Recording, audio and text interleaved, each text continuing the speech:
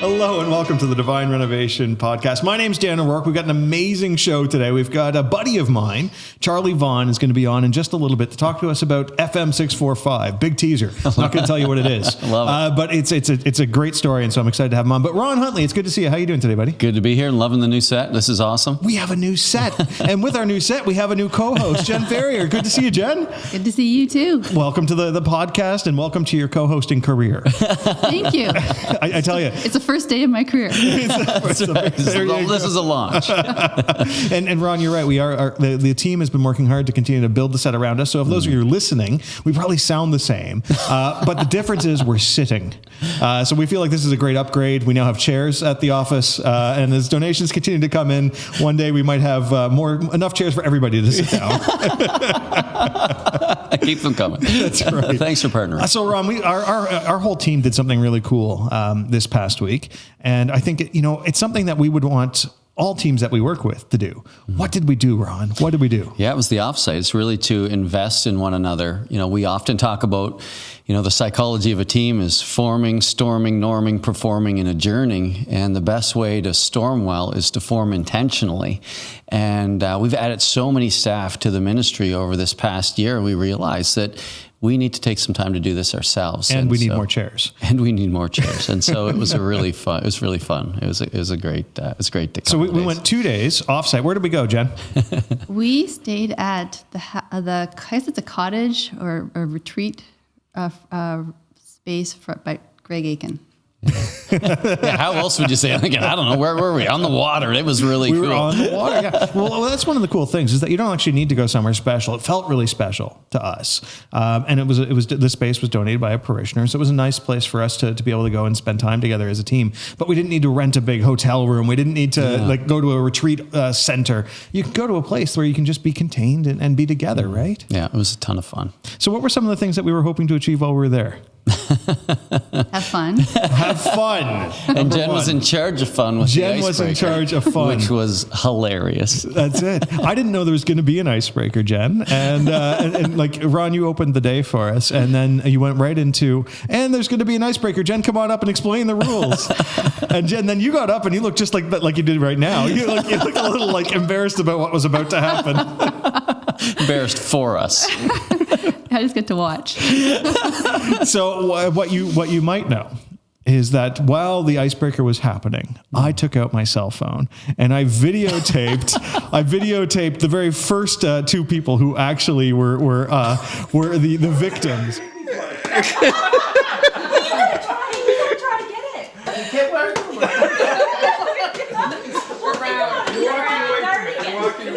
Just listen. Gosh.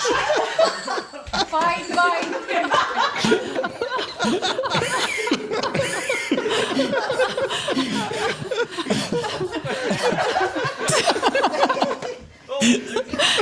That was painful. Oh, thanks for that. What's so fun is that it's not the first time Jen's done an icebreaker for the staff. She always goes out of her way to find something goofy and fun. And because everything we do, even when we do it around here, we always trying to model our values. And even though we work together all the time and stuff like this, there's nothing like laughing and just being silly to put you in the right frame of mind to then begin to receive. So we had mass first, which was beautiful, and then right into goofiness to put us in a great space to enjoy the rest of the day. So well done, Jen. Thank you. Thank you. And I think nobody was permanently injured by the game. It was their pride. Just a lot of that happened. I think it beat the daylights out of poor Father James. He was sick for the rest of the day. So beat the tar out of him and sent him home. He had the candy cane thing on it. Your daughter's host coat or something? An old one. So I think there's an important lesson just even in the fun aspect of what happened, right? I mean, like in order for us to be a team and to feel like a team, we have to be able to be friends and play together and have fun and laugh. Yeah. And so I think it's going to create some precious memories for us all. There's a magic to that craziness. So Ron, part of the genesis of this was you and I had a conversation, and you had said, we need to live out the values that we coach others into, and there was a number of ways we we could have driven this offsite. There's a number of ways we could have led the team, but you really leaned into a couple of core things that we do. So why don't you talk about the first of those? Yeah, sure. So the first one was Strength Finders. And for those of you that have followed the podcast in the past, you've heard us talk about it. And so Strength Finders is really an opportunity to figure out how you've been hardwired. What are your talent themes? How have you been innately gifted to be a blessing to the world? And our thinking is, or the thinking behind it from the Gallup organization, is that when you spend time leaning into your strengths, you have more fun, you have a bigger impact, and you get better results. And so we wanted to do that as individuals. And it's really fun, not as you get to know yourself and grow in self-awareness, to get to learn about other people's talent themes and how they can turn those into strengths. And so it's a great way to get to know yourself and to get to know the people you work with. And I've been wanting to do a workshop like that. How'd you guys enjoy it? Oh my gosh, it was great. What was your experience? I loved it. I really leaned in. I learned so much about our team. I continued to explore my own strengths. I got to laugh at myself and at people. So I mean, like for me, I really enjoyed it. Yeah, I really enjoyed it too. I mean, because I've worked with Ron for so long, we've gone through it before, but every time you go through it, you're a little bit more available to what's there, to understand it better, to go deeper.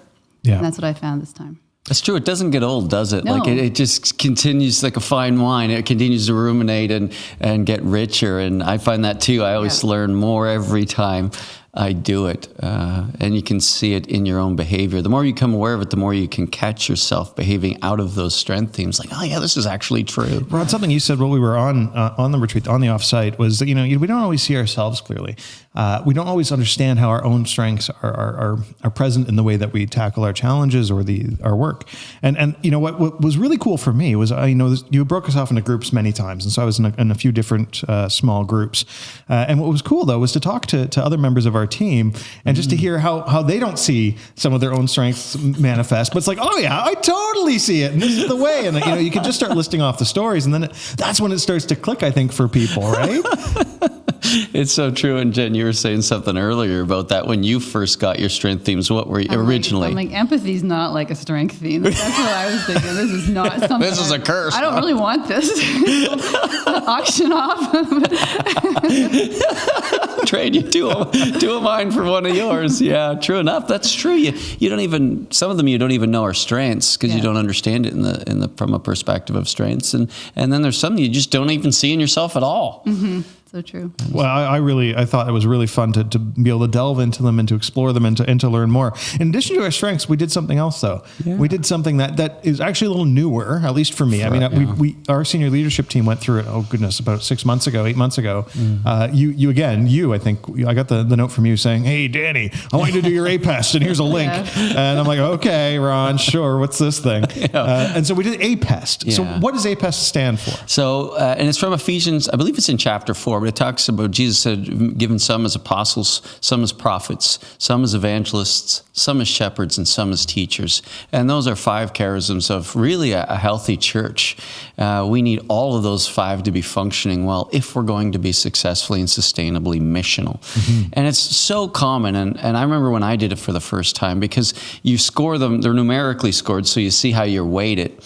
And I'm apostolic evangelistic in my perspective, and I think you are too, Dan. Yep, AE. That's AE, me. yeah. And so, but it was natural for me and unintentional to undervalue some of the other charisms. And when I did APEST for the first time, the first thing I did was I realized, oh my heavens, I've undervalued this area here. And I went straight to the people I knew who had that. Even though they hadn't done APEST yet, I knew they had that charism. And I apologized to them because I realized I'd been undervaluing that part of what it means to be a healthy missional church. And so it really is helpful. And I guess to put Strength Finders and APEST into context, maybe we could use this analogy, is that we're all a star.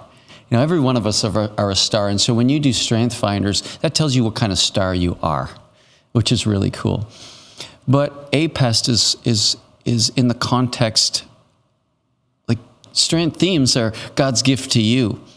But APEST, you are God's gift to the church. And so as a star, where do you fit into the constellation that is the church? We're baptized into the family of faith, into Christ's church.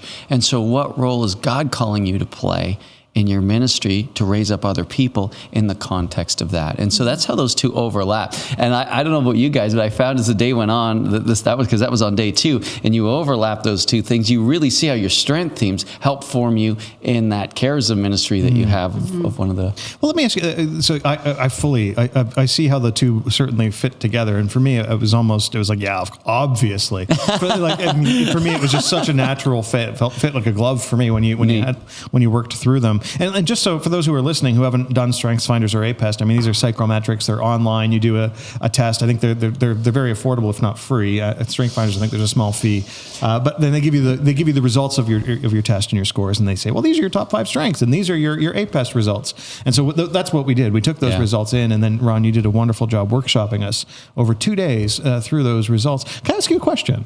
Why 2 days? Why not 1 day? Why not half a day? Why not 5 weeks? Well, why 2 days? 5 weeks, that's a good idea. I think I'm not opposed to 5 Caribbean weeks. cruise. Somewhere warm, preferably. So I am all in for that. I'm going to put that forward in the budget for next year. That's a good question. I mean, I don't think 1 day would have been enough, because the Strength Finders, when you really dive into that, boy, that takes the better part of a day right there. And we also wanted, though, to take some time to pray together and to have fun together. And, we were goofing off at lunch playing a game called, what was it, Sequence, yeah. which was fun. And so we didn't want to rush through it. We wanted to be able to relax into it and get the most out of each part so that it didn't feel right. It's kind of like the difference between doing an Alpha Day retreat for the weekend or a weekend away. You can get it all in a day, but it's not about the information, it's about the journey.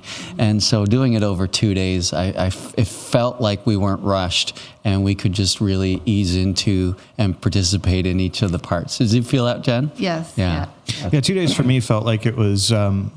I wouldn't have used the word enough. I would have said it left me wanting more, but we'd gotten through a bunch. Neat. And I think that's why it felt like 2 days felt right. If it had been 1 day, honestly, I would have said, that probably not sufficient. Not sufficient from a relational point of view. Like we didn't get enough time together and not enough time to certainly go through all the content that we went through with both APEST and Strengths Finders. We also did one other thing. Yeah. Conflict styles. How do we fight? Before we go to there, Jen, you have an interesting perspective on your APEST themes. What are your 2 APEST themes? APEST themes. So my number 1 is prophet, and the other one it's actually shepherding and then prophet. Right. So you're great at caring for people, and you're a truth teller. And so what was it like when you heard it the first time, and what was it like hearing it and going through it again? Because Ron had us do APEST at one point. And so I remember exactly what I thought about empathy. I'm like, prophet isn't like a real thing. Like, I don't even understand how I can probably be a prophet. Like, it doesn't even make sense to me. And so I disregarded it. And then, so when I saw that we were doing APEST at this retreat, I was able to actually embrace it a little bit more. I'd been steeped in a lot of this stuff a little bit more, and I could kind of see. But then when I was bouncing it off Ron, telling him some of the things that I thought were a prophet, he was laughing at me because he's like, yeah, all the things you're saying are exactly what a prophet is. It's so fun to watch you settle into that, because I do see it, because we've worked so closely together over the last 5 years. And that's what to your point earlier, Dan, it's easier for others to see it in you sometimes than it is for you to see in yourself. And when we can lean into how we're hardwired and create it and give it away, to be generous, to lay that at the service and to love others, oh man, like that's how leadership allows all the other gifts to flourish. And so, so fun. And so, the conflict styles. Yes, the conflict styles. You want to fight about it? But give me your hand. Come on, give me your hand. My conflict style is arm wrestling. Competitive. Things never change. Boys will be boys. Yeah, so conflict styles. Our organization, we don't avoid conflict. We lean into it, but we want to lean into it in a way that's healthy. Yes. And so in order to understand when we're being healthy and when we're not necessarily being healthy, you challenged us to understand our conflict styles. Yeah, this was really cool. And this was one of our coaches in the network, Bill Pressbridge, who brought this to our attention as his coaches, and he walked us through it one time when we were coaching the coaches. And I thought, well, this is really good. And I've actually started to do it with some of the churches I coach. And so it was really fun to be able to do it with you guys, with our staff here. It's great information. There's 5 styles. The one you want to lean into is collaborative. That's where you're assertive in sharing your own needs and best interests, and you're curious and cooperative, and you really care about what the other person has to say, and so that you can create a win-win situation. And I think when we're healthy and we're mindful and thoughtful, we actually operate there a fair bit. But sometimes we don't eat well, or we don't sleep well, or we're under a lot of stress, and we miss the mark. And what's really fun to know is when you miss the mark, where's your default? Where do you default to? And for me, unfortunately, it's being competitive. So you're really good at getting your point across, not so good at listening to the other person. And I always regret when I get into that state. And then there's people who just avoid it. I think, I'm not even going to go near that. So they just avoid it. So they don't express their needs, and they really don't care what other people's needs are either. Let's just avoid the whole thing and hope it goes away. And there's also accommodating, which is I'll listen to you, and I'm not going to say my perspective, and I'll just give in to your thoughts and perspectives. And the last one is compromising. That's a little of me, a little of you. Neither one of us win, but it's good enough for now. And there's good reasons for each one of those, and so we spent some time leaning into that. Again, what were your guys' learnings as you went through that? What was it like for you guys? Well, I thought it was interesting to see how people plotted themselves, because you'd graphed it out on a whiteboard, and you asked us to name where we would be when we're not at our best. Yes. Not when we're at our best, but when we're really coming short of the mark.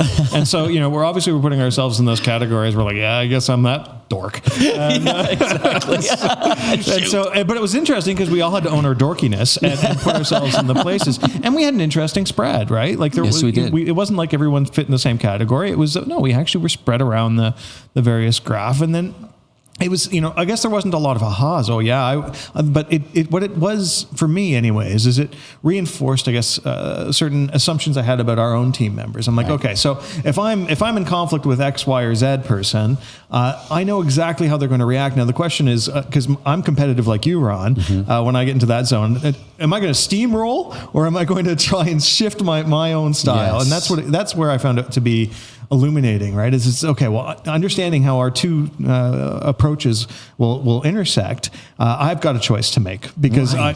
It's on me to change my style, especially because I know how others are going to show up, and especially those who fit into the category of avoiding rather than meeting the energy that I would bring. I'm just like, well, what kind of person do I want to be on this team? Right. And so I found that to be helpful. Good. How about you, Jen? What were your thoughts as you looked at that and watched that and saw others? Well, I knew right away I was an avoider, especially when I'm tired. Yes. It's the end of the day. Plus, I'm introverted. Yes. And so sometimes I just don't have the energy, capacity to really go there. Right. So you're just whatever. Good. Maybe deal with it tomorrow. So we did one more thing that I just wanted to touch on, and that was it was a teaser, if you will, around values. And we only did it was the sort of the closing exercise that we did as a team. And Rob McDowell, one of our coaches, he guided us through and challenged us on what we have as values as an organization. I was pleased to see that what came out foremost was certainly Holy Spirit led. The whole team really felt like that's a value. The other value that I was really excited to see was bacon.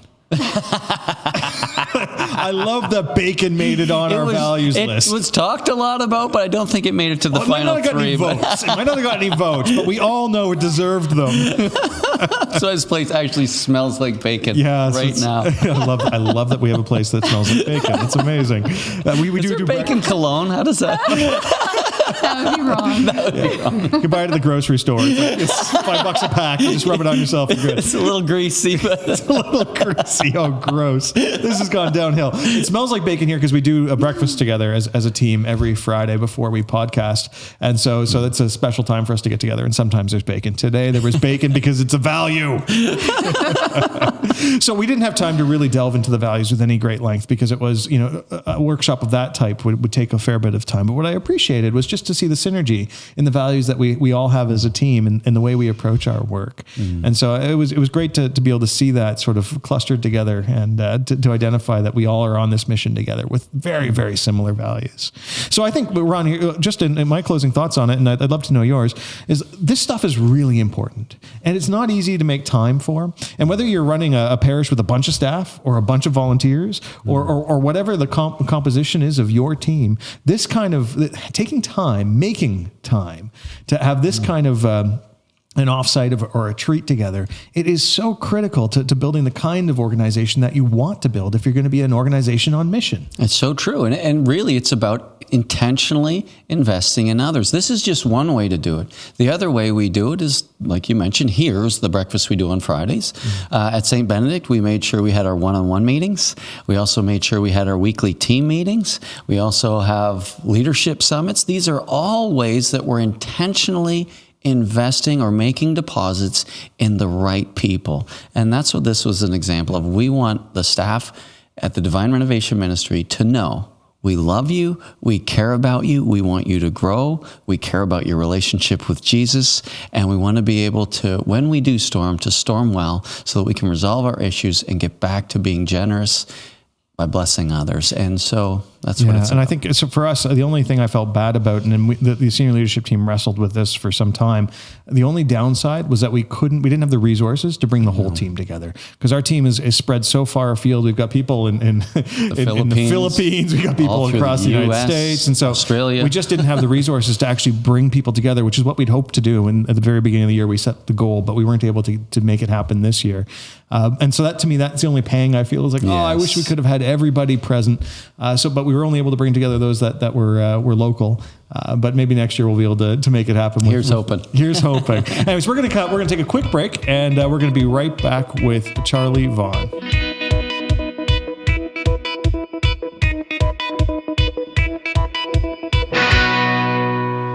Welcome back. And Charley, welcome to the podcast, Thanks. buddy. Glad to be here. Long-time listener, first-time guest. I love it. It's so much fun to actually have you present today, because we get to hang out just about every week. And that's partly why we brought you on. The other part is because you're so darn handsome. This is going to be a very short podcast. Oh, I was hoping you'd play with me there, Charley. I am. It's going to be a very short podcast. All right, so Charley, why don't you tell me a little bit about what does FM645 stand for? FM645 stands for Friday Men 645. Friday Men 645. I thought it was Friday morning. It's Friday men, is it? Friday Men. You have any Saturday men that come up sometimes, or No, they're not but allowed? we did have one man. Interesting you mentioned that, because our first year we had to cancel because of a snowstorm, and one man suggested we meet on Saturday morning, and we said, no. We appreciate the idea, but no. So at FM 645, it's Friday Men. We meet Friday mornings at 6:45. Friday Men 645. AM. Yes. 6:45 in the morning. Now, Yes. this idea actually originated not at your parish, because you're Absolutely from, what's the name of your parish? My parish is St. John 23rd in Cole Harbour, Nova Scotia. Cole Harbour, Nova Scotia. That's a Does stone. anything good come out of Cole Harbour, Nova Scotia? Sidney Crosby, Nathan McKinnon, a couple of guys. Charley Vaughan, like Charley Vaughan. And Father James Mallon. It is, yes. And Ron Huntley. And Ron Huntley. So there's a lot of Cole Harbour. Dan O'Rourke. I didn't come out of there. I found my way in there. I'm hoping some of the magic rubs off. Jen, you'll have Takes to a go while. visit there. So look, I think I'd love to get the story about what this is all about. Sure. So you Friday Men 645, Yep. but you were not the creator of what it is. Absolutely not. Instead, it came out of Saint Benedict Parish, which is about 25 minutes away, a Yep. 25-minute drive from where your parish is, Charley. It is. And so what was it called at Saint Benedict Parish, Ron? The men's leadership gym, and the GYM stands for God, You, and Me. We absolutely do not work out. It does intimidate Not at people, all. but until they come. It's only 3 people that can do a push-up there, actually. So Now, Charley, is it fair to say, because you experienced the leadership gym? Yeah, I went to the leadership gym for a couple of years. So and what loved was it? What was that like for you? Because you're in Cole Harbour, you're 25 minutes away. Yeah. And so what were your mornings like on Fridays? Well, Friday morning I would get up at 5:30, and I would leave my home about 6:20, and I would drive to Saint Benedict Parish to be there for 6:45. And I started to go, a very welcoming atmosphere, a very hospitable atmosphere. I went for several years. I would go on Friday mornings, do a talk every now and then. I would go in, do my thing, and leave. But the men were always very welcoming. It was a highlight of my week, was to get there and go to Saint Benedict every Friday morning. And so, Ron, you would have been part of the men's leadership gym, and you were attending then. So you would have, is that where you would have met Charley? No, we go way back. we used to compete against each other in Toastmasters, and so we would always see each other at the local competitions. He would always win, and I'd always think I was going to get him next time. So what's interesting is the leadership gym at Saint Benedict and FM645 at St. John the 23rd. They follow a similar pattern, model, agenda. Yes. Well, can you walk me through what the experience would be like if I was attending? If you were attending, Which you do. Which I do every week. most weeks, we gather at 6:45. There's coffee on. At 7:00 we begin the program. We have an opening prayer. One of the men gives a talk. We have a small group discussion. We have a time of praise and worship, and then we do something really weird. We have 5 minutes of silence. And we do that so that as we talk about it, we say, listen, we ask God for lots of things. We're always asking, but we don't take time to listen. So we take 5 minutes of silence to listen to what God's telling us. Then after, there's a few minutes to share maybe what we've gotten out of that time. We finish up intercessory prayer, and we're done by 8:00 so men can get to work. So, and this happens every single week, come rain or shine, except I think there was one time it didn't. We've missed, yes. So we've been going for over 2 years. We've met every week, every season of the year. We've missed, I think, 3 weeks because of weather. And that's all. Yes. That's pretty cool. And I know at least on one of those weeks, one of the guys showed up and it was alone. Well, we try to, I sent out a weekly email sort of summarizing the talks, and I try to email when we didn't have bad weather, when we had bad weather rather. One of the gentlemen was not on the list. And luckily I was driving by church as around the same time he should be there. I pulled in, he was in the parking lot. That's awesome. To go to the meeting. And I said, listen, I'm really sorry, but he's on the list now. And we try. It's been surprising because we've had some very, let's say, iffy days where the weather has not been great. Yep. It's been cold. It's been icy. We still get good attendance. Really do. You know what's fun about that? I know at Saint Benedict, we made it an oath that we would never miss any. And so we've had some absolute crazy blizzards. And so we'll change our schedule and 4 guys will trudge through the snow because we're so prideful in keeping that going. We'll meet no matter what. If I have to crawl there, if there's 2 people there, it's a meeting. So it's really unreasonable, but we're pretty unreasonable guys. So I find it interesting, both Ron, you and Charley. I mean, you've both got this background in Toastmasters. I think you both put a value on being able to speak, both publicly and also in small groups, and then also in the notion of testimony. And I see that as part of the agenda of what happens at FM645, Charley. Yeah, we're very intentional on not having outside speakers. We don't want to have guests coming in. We want the men who are in the group to come, and I really want them to share their stories because they all have very interesting stories. They call from different backgrounds, different faith experiences, but everyone can relate to everyone else's story. So if someone comes in and shares a story, shares a testimony, shares anything, it's tremendously valuable to the other men in the group. Aside, better than having someone come from outside and giving a talk. People come in and share their testimony, and that way other people can say, I can do that too. And we try to encourage that. So when you started this 2 years ago, what was the size of the group? Did you start with 2 guys? What did you start with? We started the first week. So the first week we started, which was September 16th, 2016. It would have been September 9th, but Ron was speaking at the men's gym, and I had to go count how many times he said awesome. For the record, it was 0. So it was a waste of my morning. So we started. My goodness, that's amazing. You know what? I'm going to pause you there, Charley, because I remember you telling me that exact same joke 2 years ago on September 9th, because you're like, well, we're not starting this week because I got to go see Ron talk at the men's gym at St. Benedict. No joke. So we started September 16th. 8 men showed up that week. Now, I did what I would think a reasonable job of inviting people. I had been intentional about this, so I sent an email to a group of men who I thought would be interested, put messages in the bulletin on the overheads and everything, and I got responses back from the email. Yeah, I'd love to come, or some people would say it's really not for me. One man sold his house and moved to Prince Edward Island. But we had 8 men show up that morning, and I got there early. I put on the coffee, I put out the chairs, and I waited for someone to show up, and 8 people showed up. The next week we did it I think 10 men showed up. And by the fourth week, I knew we were onto something because I was driving up to the church to get ready to set up, and the lights were already on in the hall. I walked in, chairs were set up, and the coffee was on. That's awesome. Because one of the men in the group who has keys to the church, who gets up early, he now comes in every week, sets up the coffee, sets up the chairs. Ownership. Absolutely. That is Absolutely. So cool. I didn't ask anyone to do it. He took it on himself to do that. And your start was 4 times bigger than ours. We literally started with 2 people, and it took us months to get to 8 people. And so your guys' launch was way bigger than ours. Well, it was very, you use words here, intentional and invitational. I took a long time to plan it. I began thinking about the idea probably April or May of that year, and then would, procrastinate like most men do. And the idea started to take a germ, and then I shared it with a few people. They thought it was a good idea. I went to our pastor. He said, "I think you're crazy, but I support you." He's very, it's a big very ask. wise That guy. hasn't changed since then. Yeah, because you're saying, "Hey, can I start this group at this parish, and I need your blessing?" He said, "Yeah, go for it." And so we spent a lot of time getting ready for it before we actually launched it, and that's why we went to this, we started in July, seriously planning it for a September launch. So we were very intentional about how we did that. What made you think you could do it at all? I mean, in all seriousness, you're going to Saint Benedict Parish is a parish that's on the move. People know about it, right? It's missional. It's got a ton of life. It does. St. John the 23rd is at a different phase, or certainly a couple of years ago was at a different phase. So what made you think it was even possible? I never gave that part a lot of thought. I didn't think about whether it was or it wasn't. And only a couple of months ago did I begin to realize it didn't matter to me if it made it or not.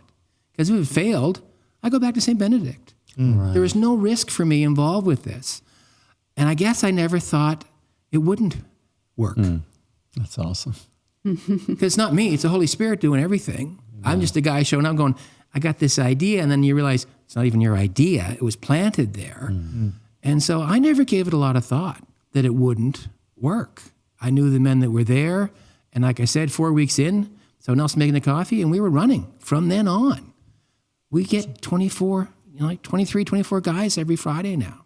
That's awesome. It's so cool. Like, you figure 24 guys at 6:45 a.m. on a Friday. Right. I mean, that takes a degree of commitment that it's notable. Do you know what's funny, Charlie, to hear you say that you didn't even think it wouldn't work. That's not how it started at Saint Benedict. In fact, praying on Friday morning started years before I even came to Saint Benedict. My brother-in-law and I decided we needed fellowship. And so we got together and started to pray together every Friday morning, just the two of us. And then we thought we should open this up to the church. And I lived in Truro at the time. And so we did. And we publicized and everything else. And nobody showed up. And so then we thought maybe we should do a program. So we launched a program, and one guy showed up. God love him. He's only in his 20s. He died of a brain aneurysm. So our membership dropped by 33% that year. And we were back to 2 people. And it just never got off the ground. But we never stopped doing it. And so when I came to Saint Benedict Parish, I ran into Adam Axworthy, who wanted to start a men's prayer breakfast. And Father James said, "Hey, Adam, you should get Ron to speak at the first one." And so I was coming out of my office, and he asked me. I said, "Sure." And I looked at him because I was missing praying on Friday mornings. I said, "How would you like to get together on Friday morning to pray?" I was looking for a sucker that would get up that early. And he, much to my surprise, said, "Sure." And so just the 2 of us, which is all I was expecting anyway. Yeah. So after it was over, he very naively said, "Ron, how would you feel if I invited some more guys to come?" I'm thinking to myself, oh, you naive young man. Nobody's going to come. But I didn't want to discourage him. So I said, "Yeah, sure, go ahead."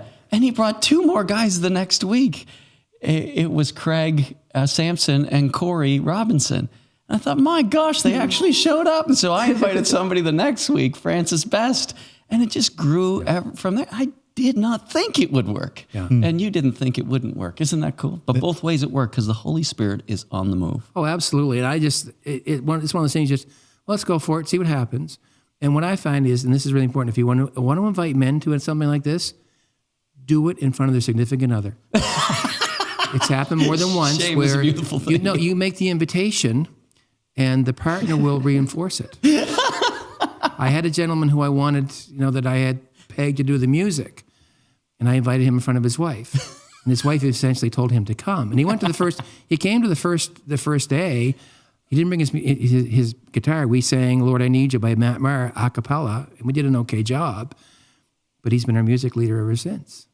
He took that role on. Interesting strategy. And Jen, you started something very similar to the Men's Leadership Gym, or FM645. Tell us a little bit about that. Well, the name was GROW, and what happened was Laura Eunice and I were... What does GROW stand for? God Renewing Our Women. Because we realized that there weren't a lot of things for women outside of, what basically the church offered. And we wanted to do something about it. We didn't really know what to do because I was just brand new to Alpha. And I think Lori had been one more Alpha than I. And we were just trying to think of we're kind of getting jealous. How come the guys get to have this cool thing and we don't have anything? And so one day we just said, okay, we're going to make our own thing. And we're going to use what the men's format, yeah. And so, because we wanted to keep it in line since it was at Saint Benedict Church as well. And I remember the first night, Laura and I were terrified because I'd never given a talk before. And we had no idea who's going to show up, and we're downstairs in the church basement. And all of a sudden, there's tons of women show up. And I'm like, I have to give a talk. So more than 2, more than 8. How many would you have had, do you think? Probably 30. What? Not all lasted. That's crazy. Girls, they always do it better. Jeez. And so it grew from there, and the word spread from female to female. And So grow grew? grew. Yes. Got it. And it was beautiful because women can very easily be cruel to each other. Sometimes. Not everyone, but I'm pretty sure everyone's heard it talk like that at some point. But in our group, we must have had about 40 people, not everybody coming all the time, but we loved each other. And there's no saying anything negative about the people. It was beautiful. It was beautiful. And I grew up with a mother who had mental illness. And so I've always been very wary of women just because of my experience with her, the only thing. And so this ministry really changed my view on all those sorts of things. I was able to trust in women again, which was and also to put people in leadership teams who didn't think they would ever be a leader. For example, Tammy LeBlanc. I had my eye on her right away because she has gifts that I don't have. And for tracking and things like that. And I was like, we need to organize. Yes, yeah. and loves it. Yeah. And I talked to the other people who were part of the leadership team, and they're like, no, I don't think so. I'm like, no, I think so. And so finally I got her to come on, and she took care of everything. And her, I'm not used to having that. She took care of all of the administration, and her sister ended up doing the music. And then we had this beautiful piano brought in. Everything seemed to work out. She ramped up everything. Yeah. It sounds like some of the principles that you are at FM645 that are at Leadership Gym, at GROW. There's a lot of acronyms. I feel like we're in government. So a lot of the same principles that I'm hearing, that I heard you, Ron, share, that you heard you, Jen, share, and then I think I'm hearing you say, Charlie, like you're raising people up. Yes. Through FM645. Help me understand, how intentional are you about that? It's always been intentional, but we don't let them know it. It's like, for example, I have a sort of a semi-senior leadership team that sort of just came together because we had different people doing different functions. But it was interesting. The first week we had a meeting, I gave the talk. I didn't speak again until the week before Christmas. We had people step up right away to give talks. So from September till Christmas. September till Christmas, I only spoke once. I thought I have to speak every 2 weeks. I was ready to do that sort of thing. We had people give talks. We had one man started with the group, and he sent me an email about 3 weeks, and he goes, Charlie, I'm really enjoying the group.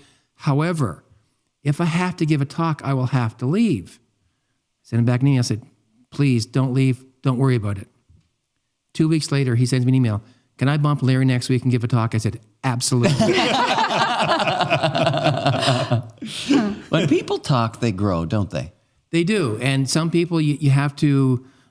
I never put anyone on the spot. I never force anyone to give a talk. I certainly encourage and I will cajole people, and we're still working on some people. But for example, the fall last year, I put out the challenge, said, okay, gentlemen, we have, I think, 12 speaking spots available. I don't want anyone to speak twice. And people filled them. And I've said to people before, they come on and say, look, just put your name on the list. Something will come to you. And Jesus writes about it in the Gospels, up with the words in your mouth. And, Yes. and I've had people come up and speak and they go, yeah, Charlie said that I'll get the idea and it'll come to me. And it did, finally. And so I always come back and say, I didn't say when it would happen, but it's always happened that someone stands up or somewhere and getting ready to give a talk, the words come to them. And it's people you don't expect. And you have to encourage people to give talks. But I've never had a bad talk given there. We've had controversial talks given, which was surprising to me. The things you don't expect is when someone gives a talk that's controversial and kind of against church teaching. Yes. And then someone gives a rebuttal 2 weeks later. And the funny thing about that was that both of them had the same message. It's how to deal with, how to deal with people. But one guy came from the stance of, well, we really need to encourage these people to be part of us and treat them with love. And the guy said, well, church teaches us to treat them with love, but to, not encourage what they're doing. I said, and I stood up at the end, I said, basically both presentations are saying the same thing from a different point of view. But those are things you don't expect. You don't expect someone to give them this talk. You go, uh-oh, that's not what the church teaches. But then it comes back to someone else giving the other side, and there were some discussions back and forth. At the end of the day, we're all better off for hearing the side story and learning more about the idea and the topic. I would rather see somebody make a mistake in their effort to grow than not grow because we're afraid to make a mistake. Yeah. When we do this, it's messy. Well, guess what? Growing is messy. And we've had people get up and give absolute teaching that's directly opposed to the Catholic Church. And you know what? I don't want that to happen, but I'm okay with it happening because they're growing, they're struggling, they're reaching out. Sometimes they reach out to the wrong Google website, get a whole bunch of information. But you know what? We can correct that because we have relationships. We're building relationships with these people as we're growing them. Absolutely. I'm not concerned. We do speak into that stuff, but we don't embarrass people. We don't humiliate people. We give them the space to make mistakes, and we continue working with them because, if we're doing church right, it is messy. Oh, yeah, there's People no do question. have different perspectives. What I like about the model, because I can even think of some of the controversial talks that have happened at FM645, Charlie. And so, because I've been there for them, I wasn't giving them, I hope. Let's talk about that. That's another podcast. Is that why this was organized? That's intervention. So, but the format allows for us to explore those very controversies, right? Yeah. Because someone gets up and gives a talk, and then they leave the room. FM645, They end up leaving the room. They don't get booted out. They're invited out with another of our group members, and they spend some time in our case, there's a much cozier room that they get to hang out in while we stay in the larger space. And in the larger space, Charlie, you typically break us up into groups of somewhere between 3 to 4, and then we get to have these little small group conversations about what we just heard. Exactly. And you know what? When it's controversial, those are the heated conversations about what we just heard. And so you get to play with these themes. And as a group, there's so much group wisdom, when it comes to FM645 or groups like it. Yeah. And I think, you really get a chance to really play with some things that are often on that line of controversy, those things that in the church that we have to have some space to be able to talk about. Yeah, and there are topics, obviously, where people don't understand the church's teaching, don't understand the church's traditions. And it gives us time because we have some very experienced people there who can share more on this is what the church teaches, this is what traditions teach us. And just by exploring those ideas, many of us look home and look up and try to learn more about them Right. than they would normally. They'll hear the idea discussed in a talk, and then small groups like, I could check more, I could check that out more. Or we just think about it more, and it comes to into our minds more than it would before. And that's a big part of what we do every Well, week. for a lot of men, their experience of the church, if they're faithful, Catholics, is just going to Mass. Yes. And so this gives another space to enrich our experience as church. But what's so cool about it, and I'm pretty sure this is your experience too, it's not just Catholics that come to the men's gym. Like, it's an invitational environment. We have lots of people who don't have a Catholic background and have no intention on becoming Catholic That's right. yet. Well, And let's speak to that for a second, Charlie. Who is the audience? Who are you trying to get? We're trying to get anyone who wants to come and hear about Jesus, share their faith, gather as men on a Friday morning to take that time, or actually I prefer to use the word make that time, which is why we meet when we do, take that time to, focus on their faith, focus on Jesus, focus on the Holy Spirit, and take that time away from the bigger world. And it doesn't matter where people come from. We got men coming from 5 different parishes. We've got one man who's a member of the United Church. We used to have a man who's a member of the Anglican Church. We're open to anybody who wants to come. Anyone can invite anyone else to come into the group. There's no requirement for attendance. You don't have to promise to be there every week. You don't have to, no one vets anyone from showing up. And we have people who come every week. We have people come twice a year when they can. And I always encourage those sorts of things. So we're open to anyone who wants to explore the Christian faith. Now, it's obviously a Catholic focus because most of the men giving talks are Catholic. So you're going to learn about Our Lady of Guadalupe, Our Lady of Fatima. Those kind of talks are going to be given. And it just gives people a broader perspective to look at the entire faith that we have. I think there's what's interesting to me is that it has managed to pull people from different places together, and I think the FM645 experience it's very similar to connect groups and the way that Divine Renovation would teach a connect group, but there are some actual really important distinctions because a connect group is meant to be sort of a permanent sort of grouping of the same people who come every time, whereas FM645 men's leadership gym they have open door policies, right? Like you're welcome to come, and it's okay if you come and don't come, whereas with the connect group there's a higher expectation of constant involvement. I'd say yes and no to that, Dan. Your hope is that it would be more, but depending on the age of your particular connect group, I find the younger the age, the more transient nature there is in connect groups. I think that one of the big differentiators is connect groups are where Alpha alumni go to connect and grow, but the men's leadership gym in FM645 is for anyone. That's right. And so where connect groups are more for Alpha alumni, it seems, and in fact, I would say the men's leadership gym has been a real feeder for Alpha. Were you going to say the same thing? I was going to say the exact same thing with FM645. Some of our men have gone from FM645 to Alpha. One of them, at least, I know, was on the Alpha team for the Alpha coming in St. John 23rd in January. And he's a great story himself. He's a very quiet man, but he's really seen it. His life has changed. I'll give you an example. He likes to travel. He's in New York City. He's going down past St. Patrick's Cathedral, goes in for confession for the first time in years. Praise God. And comes back so excited, so happy. This is awesome. He will admit that FM645 has changed his life. Now, that's not a goal of ours. It's not a design of ours, but through the work of the Holy Spirit, it has changed his life.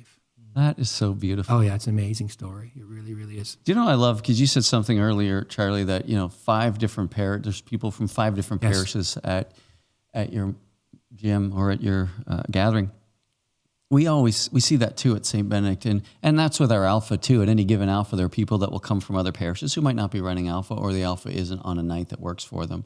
And whenever we find out somebody's from another parish, our hope and prayer is to be able to invest in them, to encourage them so that, like you, they will take it back to their church if they can and launch something great, because we don't want to poach people from other churches. That is never our goal. And that includes other denominations. We want to invest in people because Jesus wants to invest in people. And then we want to mission you back to your area so that you can do some of these things. And so I'm just so grateful for what you've done and what you're doing, and having changed that man's life. That's what this is all about. It's so exciting. Yeah, it is very exciting. And to be fair, I need to go back. The format of FM645 is a complete carbon copy of the men's gym. I didn't change anything. I took it from the men's gym, said this is the format. We're not changing anything because it works there. It will work here. I didn't create anything, borrowed it. Copy, paste, that was it. That's neat. Even within it, it feels like it's matured is probably the right word. Yes. Because I think of how it would have its early days to what it is now. I mean, now we've got like a projector and a screen and like someone who knows how to operate it. Well, that's an interesting story too, because he's our youth minister and he couldn't attend because when his children start school. And I was asked to do a witness testimony at Mass well over a year ago.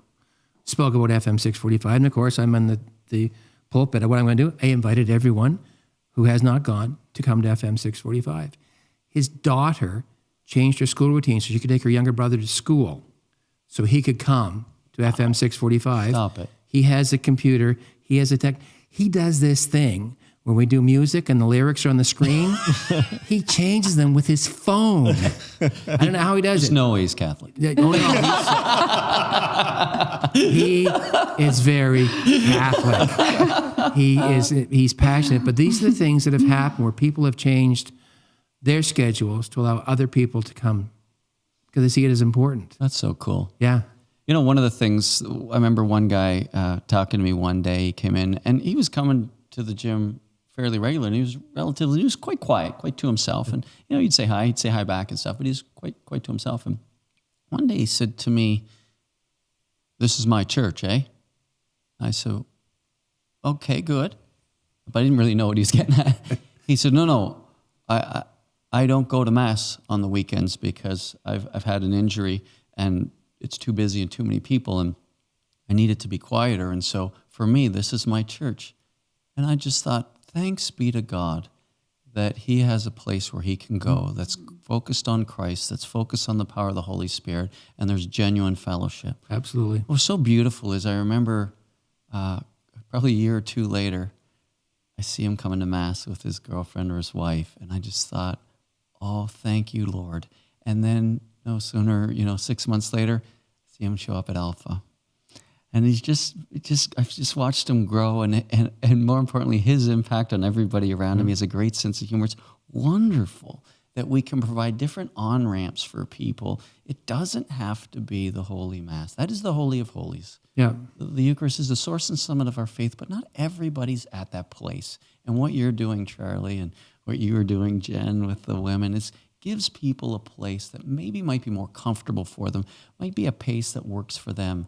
And who knows where that can go. Well, the fellowship is I'll walk into the room sometimes on a Friday morning and you just a buzz of conversation.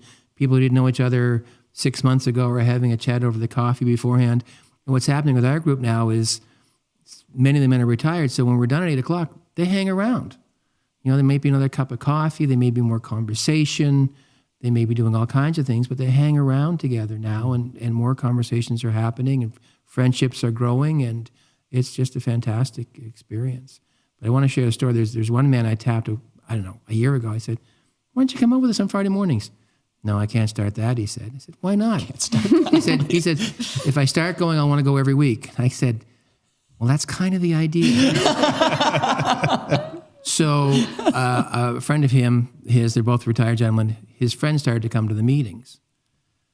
Then one Friday he walked in. So I walked over and said, "Remember what you told me?" "Yeah, I know." So the meeting, I said, "See you next week?" "Yeah." He hasn't missed a week since. I'm afraid if I start going, I want to keep going. That's the idea. And we've been very fortunate. We've had some people say to me, or I've had people say to me, "Listen, I can't make it," or "Not right now." And then we've had people say, "Not right now, come back." No one's walked up and said, "This is really stupid. I don't want to do this. I'm not coming back." Now, they probably just leave and don't say anything. Right. But we have a pretty good retention rate of guests and visitors who like what they see and experience because it's they may know someone else in the group, and that's part of it too, is when you show up and you know other people, it's a bit more comfortable. We try to keep it, it's not too heavy. The talks are good. The conversations are good. There's laughter. There's smiling. There's all these things that people seem to want. And if you get 24 men out at 6:45 on a cold Friday morning, something's going on. Nothing short of a miracle. Oh, yeah, absolutely. Because how many people say, men, there's nothing, they don't connect. Well, they're showing up and connecting and getting out of bed at that time of day shows something. And I wonder just how many people might be listening to this podcast who are thinking, boy, that sounds really cool, but what would you say to them if they're... Try it. You've got nothing to lose. There is no downside to this. It's like Pope Benedict said, don't be afraid of Jesus. There's nothing he doesn't offer you. So for me, like I said earlier, I only realized this 6 months ago, there was no risk.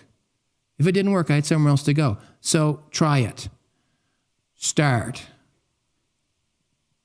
But don't be discouraged. Keep going. If there's 2, if there's 4, if there's 8, if there's 30, and then it goes down to 8 or 2, you keep going. You know, the Lord says, wherever 2 or more are gathered in my name. And that's an important part of the process. You have to be gathered in his name. You get 24 guys together in a church hall just to hang out. It's not the same thing. But when you're intentional about gathering in the name of Jesus, in the name of the Holy Spirit, there's nothing can go wrong with that.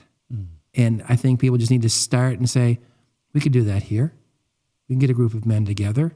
You need to be intentional. You need to have some plans in place. But try it. Do it. And see what happens. And it may morph into something else. You know, we've had people say to us, well, we don't like Friday mornings. And someone else in the group say, well, when do you want to meet? I'll gather you there. But for us, it works. It's that making time for Jesus. But I would say if you think you want to start something like that, go ahead and start it. Yeah, that's so true. Like you say, for us, it was just me and one other person for years in Truro. And I thought it was going to be the same thing in Halifax, and it just multiplied and grew. And, you know, you talk about changed lives, and that gentleman who works in New York and what he did. I remember my mom connected with Joe DePenta at a church in Dartmouth when she was speaking. And she said, you should meet my son, and you should go to this thing that he does on Friday mornings. And so sure enough, he showed up. And we went out for breakfast afterwards, just across the street. And then I jumped in his car on the way back. He was just dropping me off at the church because I was working there at the time. And when he's dropping me off, I said, thanks for coming. It was really nice to meet you, and I hope to see you again. And he said to me, this has changed my life. He went once. Yeah. He said, this has changed my life. I said, what are you talking about?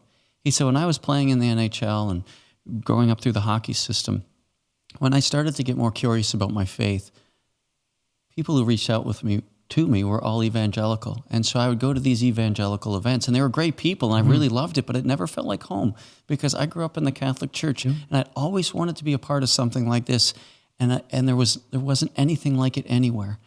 And I'm so excited that I can do this in my Catholic Church with other men who are Catholic who want to love and serve Jesus. Yeah. And he's been coming out ever since. So a year from now, Charley, what does FM645 look like? I don't think it's not going to look much different than it does today. It may be a bit larger, but that's not a goal. It's not a desire. I think it's just people growing in their faith, people bringing others, and I think we will get bigger slowly, and we have all along. It's people inviting other people because they want to share what they have, and that's the excitement. They come out and say, I want someone else to have what I have here on the Friday morning, so I'm going to bring someone else with me. We will have another retreat, and we will gather together, and we will continue to pray, and we'll continue to raise each other up, and we'll continue to gather as friends, as men. Hopefully you get a few more people will give talks. But we're there for the long term. There's no question that group's going to be together for a very long time. One of the things that that we hear a lot when we travel and even when we don't travel, when we're just here and we get emails and phone calls and such, is that parishioners whose pastor is not bought into divine renovation and they want to do something, but they can't figure it out because their pastor doesn't want to do divine renovation. Now, what you come from a good parish. I know St. John 23 is a strong parish, but it's also not a divine renovation parish. It's not a parish that we coach. It's not a parish that's in our network. It's a good parish. We think so. Well, it's a good parish, and I think it's actually a parish that continues to get stronger and better. But what I love about your story is it's a story of a parishioner. It's a story of a parishioner doing something that actually is helping to transform and transform lives and connect people to Jesus. Yeah. And that's what gets me jacked, because that's one thing that parishioners, the ones who listen to this podcast, the ones that we encounter out there, they try and figure out how can I help? I can't get my pastor to build a leadership team. Maybe they don't like Alpha. Or they don't like Alpha, whatever it is. But your example and what you've done with FM645, it's a perfect example of what a parishioner with a heart for Jesus is capable of doing. And so I get jacked about that. Yeah. The world needs more of you, Charley. Well, at first, it's not me. Like I say, the idea was put in my heart by Jesus. It wasn't my idea. I went and said, let's try this, and the Holy Spirit has put upon us what we do. Our pastor is very supportive. What our pastor really likes is when people drive past our church at 7 o'clock on a Friday morning, there's cars in the parking lot. He loves that idea of it. But it's... You even opened up the doors a couple times in the summer. We did, yeah. We usually do one time a year, a couple times a year. We call it a hoedown because we're blessed to have a tremendous music ministry who can bring in other people. So we actually have some plugged in guitars, and we throw open the doors and let the music. And this is our pastor's idea. So please Go to the parish. open the doors, let them hear the music. Come over for that one. So we do. You're welcome anytime. We do that. But he loves the fact there's cars in the parking lot at 7 o'clock on a Friday morning. He's been very supportive of us. He doesn't come on the Friday mornings, but if we're doing a retreat, he'll give a talk. But he is 100% behind us in his own way. Love And it. that's really, really important. That's so awesome. Absolutely important. Yeah. So Charley, you're not an institution. You're a guy. If people want to hunt you down and connect with you, is there an easy way for them to do that? I mean, short of coming to Cole Harbour and checking out FM645. Well, I think really coming to Cole Harbour and checking out is the easiest way to do it. Coffee's free. You can reach me on my email, which is nsbigguy@gmail.com. That's 2 G's. I don't know why it's big guy, but it just He's a is. big guy. He's sitting down. But it's this idea I had, and it's interesting. When I first had the idea, I put it in behind my mind. I said I put it back, and it keeps coming forward and coming forward. Because the ironic thing was, on my drive to Saint Benedict on Friday mornings, I drove past right my church. Drove past it every Friday morning going, and that's where the idea came. And it took a while for it to get there because you procrastinate. You say, "Yeah, right." And then you start to engage other people and get their opinions and suddenly go, yeah, this could work. And we're going to give it a go. And you start it up and you see what happens. And, let the Holy Spirit do his work. Stay out of the way. Let people come in and experience it in their own individual ways. I mean, we've got people coming in. We have one man that comes in, he admits he comes in because it helps him to suffer. When he comes in, gets up on a Friday morning. Your talks are that bad, Charlie? My talks are Charley talks. They're just, I want to meet this guy. Well, it's kind of funny when we're back in the men's gym. Whenever I schedule a talk, lowest attendance of the month will be there. We're lucky I get 5 guys out to listen to him. He starts scheduling it when there's going to be food, like the Christmas talks. Yeah. It's like, Well, we do that actually. Our last Friday before Christmas, we have breakfast. Oh, nice. Yeah, because we have one guy, the guy who comes in, John, who does the coffee. He gets in early, does sausage. We do pancakes, and it's just a way just to welcome people. And we've had people. That's the only time they've ever come to the group, and that's the only time they can come. But we're always available. So yeah, if anyone wants to get hold of me, anyone wants to try this, I encourage them. Go for it. love it. Thanks so much for everything you're doing. Thanks Absolutely, for being on the my pleasure. podcast and sharing this story. Ron, just before we close, you've got a book. It's done. It's done. I think today it goes to the printer. So Goes to the James printer, and I and are it's going to be excited. available for purchase. It sounds like in early January. January is just around the corner. And it's called Unlocking Your Parish, and it's all about how Alpha can raise leaders from inside of a parish. And so I'm so jacked for you and for Father James, who've been working so hard on it. So if you're listening, keep your eye open for that book. It'll be coming in the new year. And so it's not a good stocking stuffer. Instead, it's a good. So close. It was. I know, so close, right? You're not going to get the Christmas rush, but I think it'll stand on its own merit in the new year. excited. And thanks so much for joining us, and we look forward to being with you again next week. God bless.